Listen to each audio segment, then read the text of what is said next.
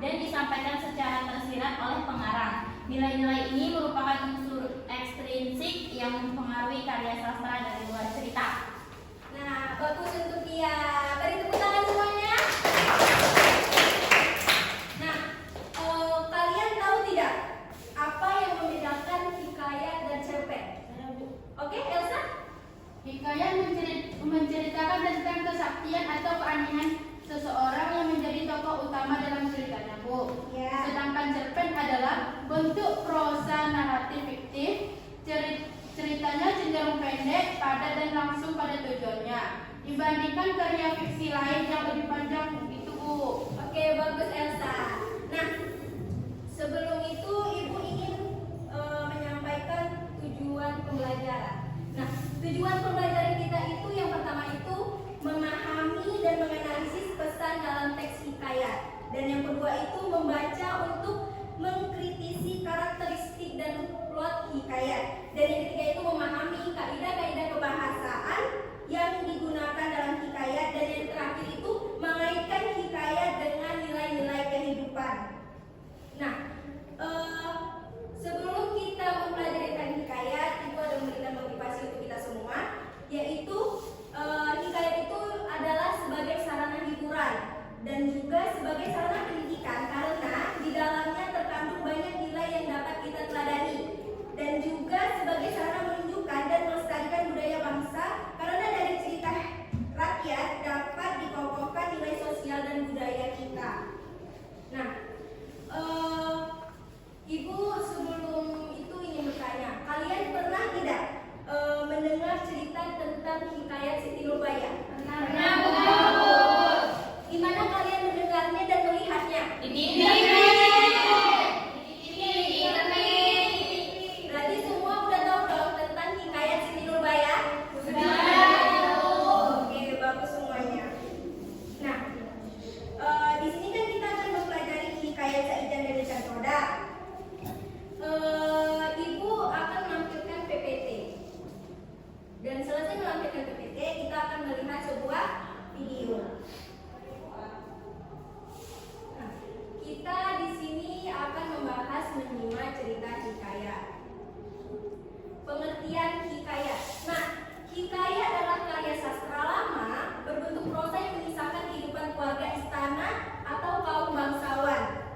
Orang-orang ternama, orang-orang suci di sekitar istana dengan segala kesaktian, keanehan dan mukjizat tokoh utamanya.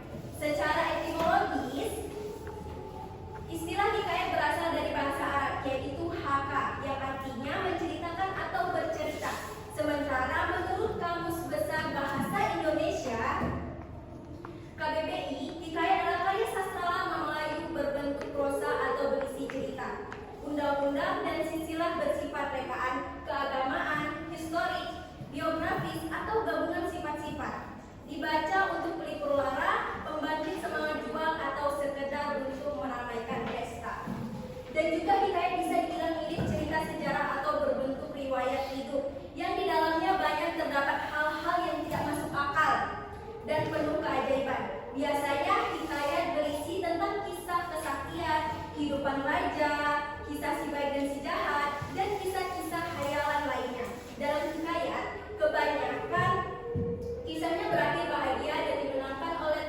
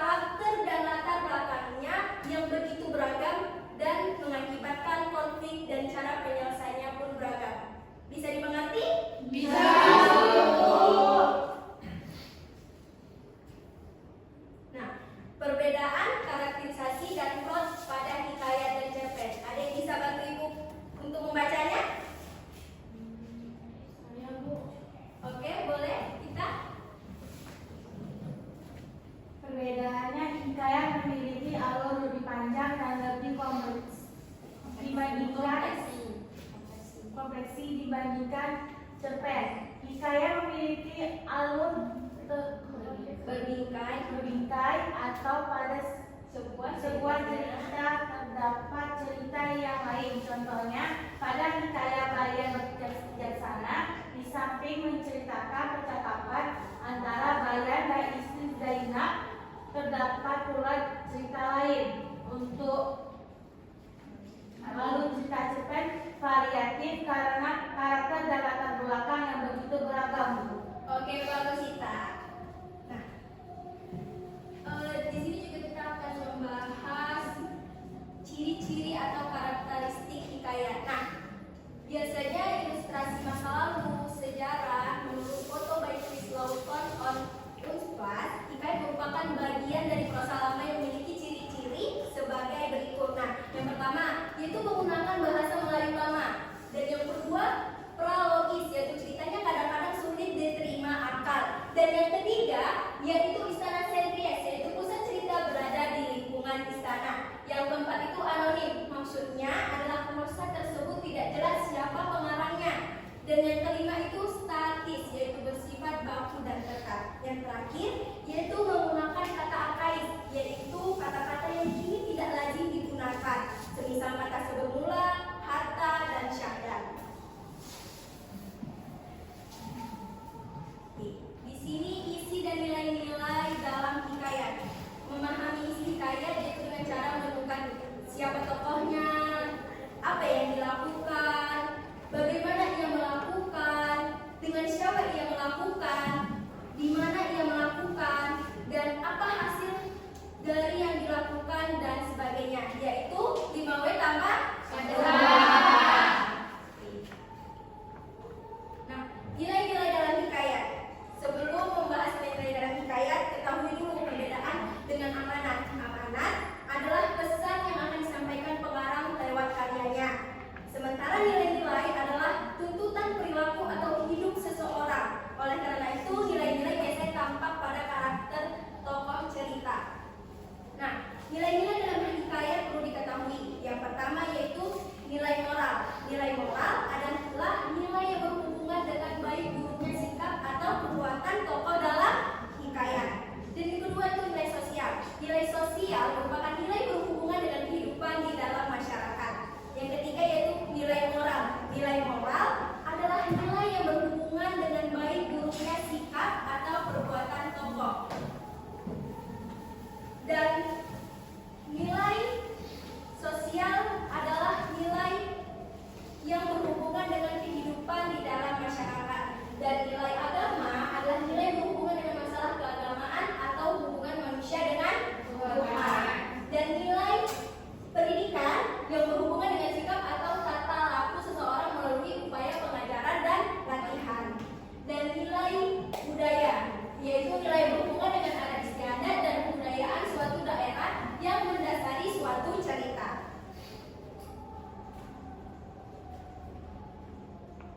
Nah, jenis-jenis hikayat. Hikayat berdasarkan fase historis. Yang pertama yaitu hikayat berunsur Hindu, contohnya hikayat Pandawa V dan hikayat Sri Rama. Yang kedua yaitu hikayat berunsur Hindu Islam, contohnya yaitu hikayat Jaya Lekara, hikayat Si Miskin, dan hikayat Indra Putra. Yang ketiga yaitu hikayat berunsur Islam, contoh hikayat 1001 Malam dan hikayat Omar Al-Ghazali.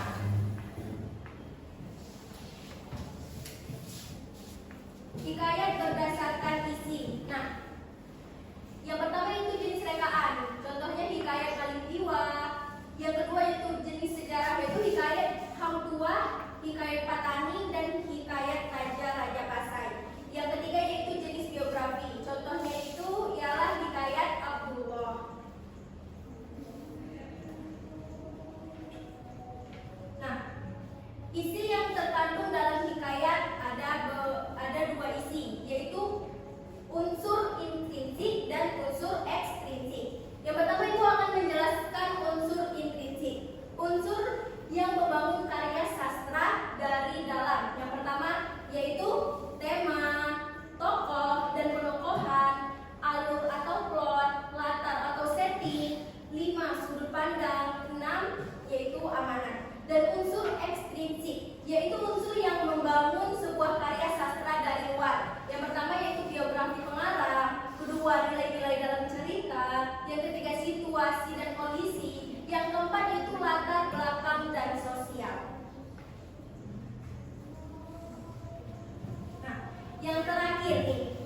Yang terakhir kita akan membahas pengungkapan kembali isi hikayat. Ya, yang pertama yaitu ringkasan isi hikayat. Nah, dapat disusun dengan menentukan unsur intrinsik dan ekstrinsik guna menentukan pokok-pokok isi hikayat, membuat sinopsis. Langkahnya, yang pertama yaitu membaca. Nah, membaca keseluruhan hikayat dengan seksama. Yang kedua itu mencatat, yaitu gagasan utama dengan menggarisbawahi gagasan penting. Yang ketiga yaitu menulis ringkasan berdasarkan gagasan-gagasan penting. Nah, penyampaian isi hikayat dapat dilakukan secara tertulis dan tulisan. Langkahnya yaitu yang pertama membaca hikayat dengan seksama, yang kedua memahami unsur intrinsik dalam hikayat tersebut, yang ketiga yaitu mencatat peristiwa-peristiwa yang terjadi sesuai dengan urutan waktu, dan yang keempat mengembangkan urutan peristiwa dengan bahasa sendiri yang lebih sederhana. Nah, di sini kita sudah membahas semua tentang isi-isi hikayat. Di sini Ibu akan menampilkan video cerita hikayat Saidan dan Ikan Toda. Sebelum Ibu menampilkan video Saidan dan Ikan Toda, Ibu akan membagikan kepada kalian yaitu. Nah, di sini Ibu akan membagikan satu kelompok satu cerita hikayat dari Saidan dan Ikan Toda.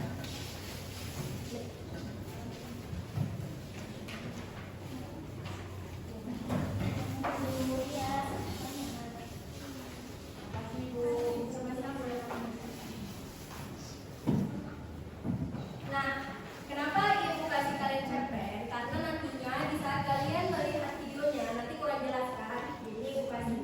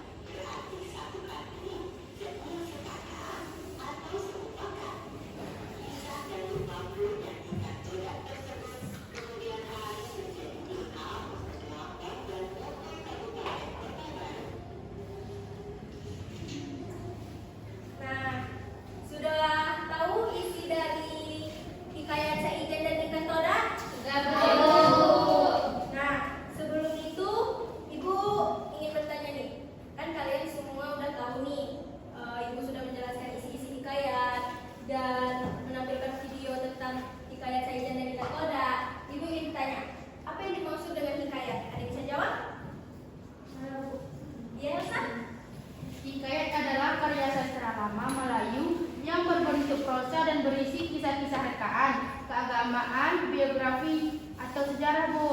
Bagaimana karakteristik hikayat? Ada yang tahu? Ya, Bu. Iya, Uli. Berikut adalah karakteristik dari hikayat Saidan dan Ikan Toda. Yang pertama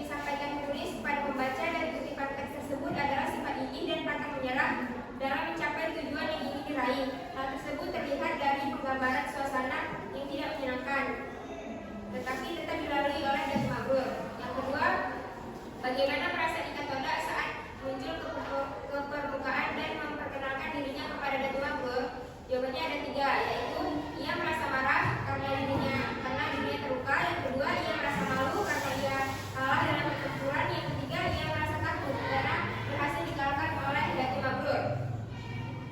Dan yang ketiga, apakah kalian setuju dengan sikap Raja Ikan Toda yang menyerang Datu Mabrur? Jawabannya, saya tidak setuju dengan hal tersebut karena Raja Ikan Toda harus melindungi rakyat dari segala ancaman dan gangguan termasuk Datu Mabrur yang telah membuat mereka terganggu.